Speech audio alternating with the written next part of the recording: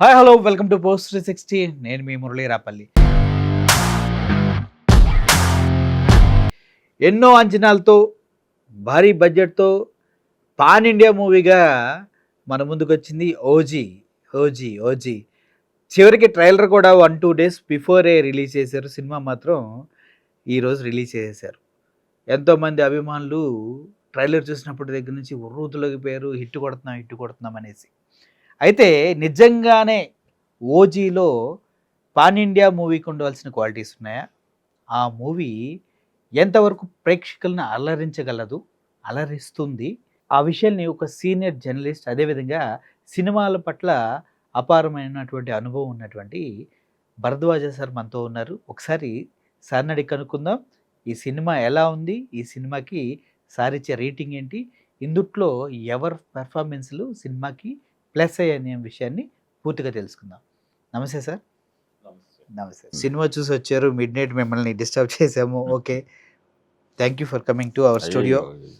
Sir sir ఏంటి as a senior జర్నలిస్ట్గా మీరు సినిమా చూసిన తర్వాత ఒక రొటీన్ గ్యాంగ్స్టర్ స్టోరీ, అంతకు మించి ఏమీ కాదు అది. ఓకే, అంతకు మించి ఏవో కొత్త ఎలిమెంట్స్ ఏవి లేవు సినిమాలో. Routine gangster cinema.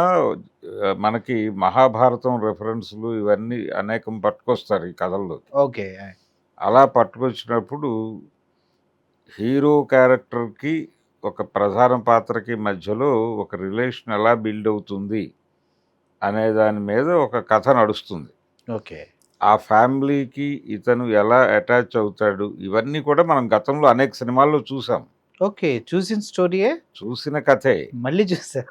అంటే అనేక సినిమాల్లో చూసిన గ్యాంగ్స్టర్ సినిమాలు, అనేక సినిమాల్లో చూసినవి రకరకాల చోట్ల నుంచి పట్టుకొచ్చి ఒక చోట కంపోజ్ చేశారు.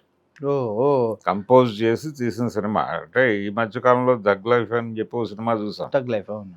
ఎవరిది? మణిరత్నం కమల్ హాసన్ చేసినటువంటి సినిమా. ఆ సినిమా పెద్దగా ప్రేక్షకుల్ని మెప్పించలేకపోయింది. ఎందుకు మెప్పించలేకపోయింది అనేది వేరే గొడవ. నవాబ్స్ అని ఇంకొక విఫల ప్రయత్నం జరిగింది మణిరత్నం వైపు నుంచి. అవును సార్, అది కూడా నడవలేదు. అవును, అది కూడా కమర్షియల్ గా వర్కౌట్ అయిన సినిమా ఏం కాదు. కానీ కొత్త స్టోరీలా ఉంటాయి అన్ని అనిపిస్తుంది అంతే.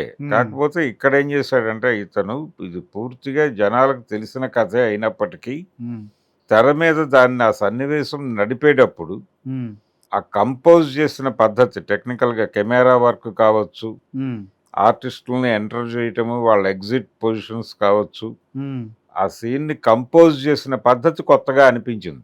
ఓకే, అందుకని ప్రేక్షకులు కూర్చోగలిగారు థియేటర్లో. రొటీన్ స్టోరీ అయినప్పటికీ తెలుసు, ఏం జరుగుతుందో తెలుసు, ఎందుకు జరుగుతోందో తెలుసు. ఇలాంటివి 100 చూసి ఉంటారు వాళ్ళు. అయినప్పటికీ థియేటర్లో ఆడియన్స్ని కూర్చోబెట్టగలగటానికి అతని స్కీమింగ్ కారణం.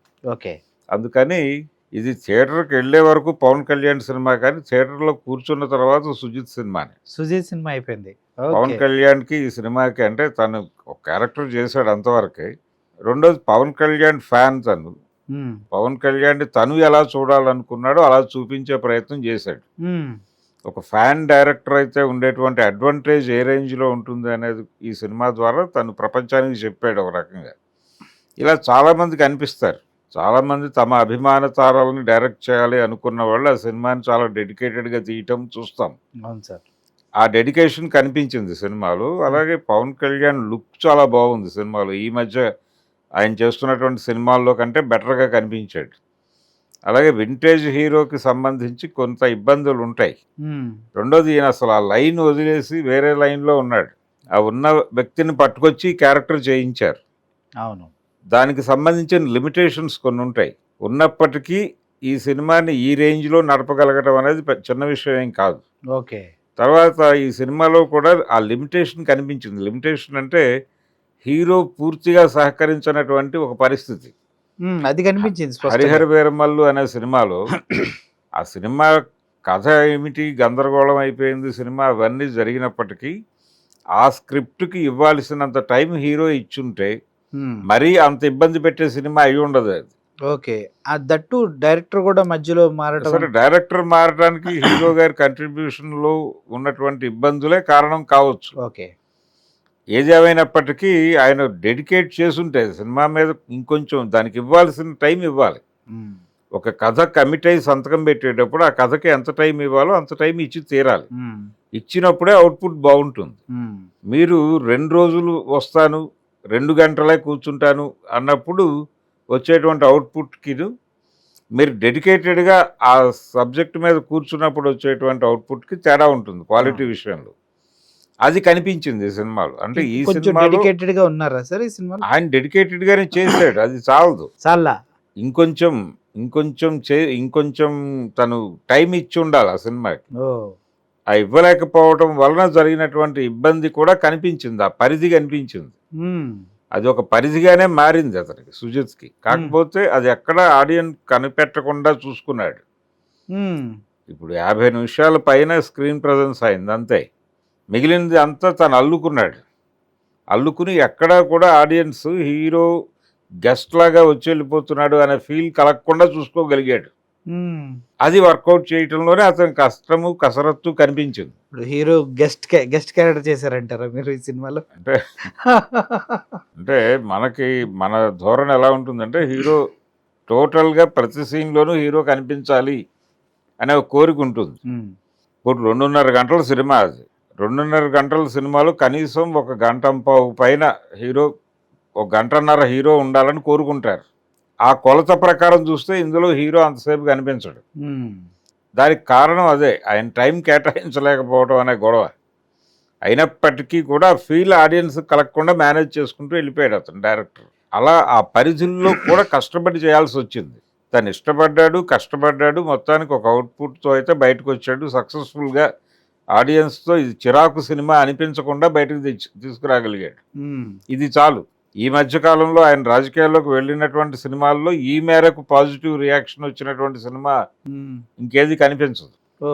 అందుకని ఇది డెఫినెట్గా కలిసి వచ్చే సినిమా అవుతుంది పవన్ కళ్యాణ్. 100 కోట్ల క్లబ్ లో పవన్ కళ్యాణ్ గారు చేరుతున్నారు సార్? చేర్చాడు. చేరతాడా?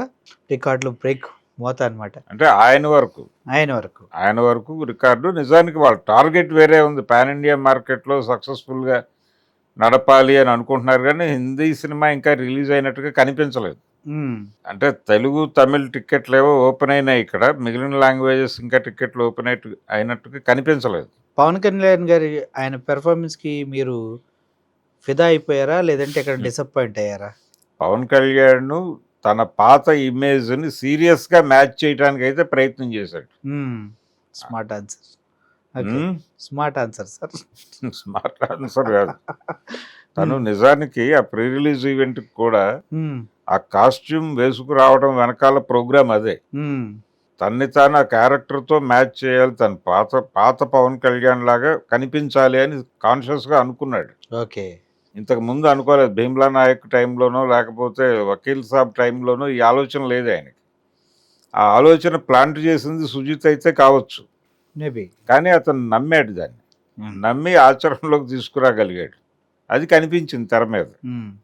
అందుకని ఆ మేరకు అతను సక్సెస్ఫుల్గానే డ్రైవ్ చేశాడు సినిమాని. అంటే నమ్మాడు టీముని నమ్మాడు. అదే చెప్పుకున్నాడు ఆయన ప్రీ రిలీజ్ ఈవెంట్లో, ఇలాంటి టీం ఉంటే నేను అసలు రాజకీయాల్లోకి వచ్చేవాడిని కాదు అన్నారు, సినిమాల్లోనే ఉండేవాడిని అనటం వెనకాల అంటే తెలిసినటువంటి పరమ రొటీన్ కథని ఎంగేజింగ్గా చెప్పగలిగాడు అతను, ఇంట్రెస్టింగ్గా చెప్పగలిగాడు, ప్రేక్షకుల్ని కూర్చోబెట్టగలిగాడు. అంతకంటే సక్సెస్ ఏమి ఉండదు. నిజమే సార్ మీరు చెప్పారు. ఆ మేరకు విజయం సాధించిన సినిమా ఇదేదో. ఇందులో ఒక కొత్త కాన్ఫ్లిక్ట్, కొత్త అంశం, మనకు తెలియని కథ చూడటం కోసం ఇది థియేటర్కి వెళ్ళాలి అని అనుకుని వెళ్ళకూడదు. ఇది ఒక బిగ్ స్టార్ సినిమా. పొలిటికల్గా ఆయన ఏదో సాధించాడు, ఆయన వెనకాల కొన్ని క్రెడిట్స్ ఉన్నాయి కాబట్టి అలాంటి వాటి సినిమా సరదాగా ఒకసారి చూద్దామని థియేటర్కి వెళ్తే వాళ్ళు ఎంగేజ్ అవుతారు అంతే. అంతకుమించి దీనిలో పరమార్థము ఈ సినిమా తీయటం ద్వారా వాళ్ళేదో ప్రపంచాన్ని ఉద్ధరించుట లాంటి కార్యక్రమాలు ఏవి జరగలేదు, జరుగుతాయని వాళ్ళు చెప్పలేదు, ఎక్స్పెక్ట్ చేయటం కూడా అనవసరం. మీరు ఎంత రేటింగ్ ఏమన్నా అలా ఇస్తారా?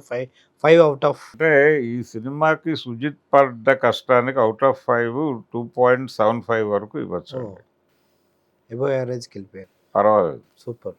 ఇప్పుడు ఒకే క్వశ్చన్ సార్, పవన్ కళ్యాణ్ గారు, ప్రకాష్ రాజ్ గారు బయట చాలా ఇది జరుగుతుంది కదా, పొలిటికల్ వార్ ఉంది వాళ్ళ మధ్య. అవును, కానీ ఆ సినిమాలో పాత్రలుగానే ఉన్నారు వాళ్ళు.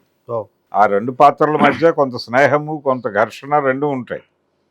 ఆ రెండిటిని కూడా బాగా పెర్ఫార్మ్ చేశారు ఇద్దరు. వర్కౌట్ అయింది తెర మీద. ఆయన స్ట్రేచర్ అంటే ఆ స్ట్రేచర్ ఉన్నటువంటి ఆర్టిస్ట్ కావాలి ఆ క్యారెక్టర్కి. డెఫినెట్గా. అందుకని ప్రకాష్ రాజుని తీసుకొచ్చారు. ప్రకాష్ రాజు ఉపయోగపడ్డాడు ఆ సినిమాకి డెఫినెట్గా. ప్రకాష్ రాజు ఒకడే కాదు, అర్జున్ దాస్ కావచ్చు, హష్మి కావచ్చు, ప్రతి ఒక్కరూ సినిమాకి విపరీతంగా ఉపయోగపడ్డారు. బాగా క్యారెక్టర్లను అర్థం చేసుకుని, సుజిత్ని అర్థం చేసుకుని నటించారు. అది కనిపించింది.